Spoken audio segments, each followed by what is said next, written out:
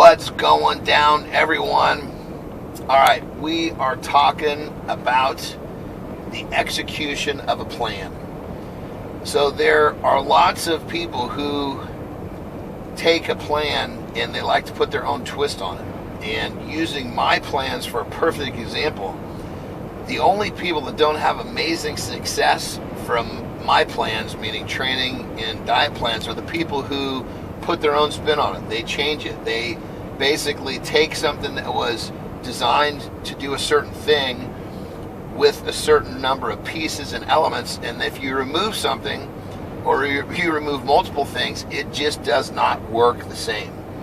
So what this video is about is, when you have a plan, you have to stick to it. You have to adhere to it, even if it's a plan you made yourself, because if you are constantly audibling and not sticking to the plan, how are you ever going to know if it truly works? You've got to go from start to finish on the plan, identify your success or lack thereof, then make the change. A lot of times people get a little bit too hasty, or they get nervous or excited, who knows what, and they start changing things around before they really register or understand how it's working. So the bottom line is this: whenever you're dealing with, especially when it comes to training and nutrition, you've got to start, you finish, then you analyze, you look at what worked, what didn't, you make the changes on the next go.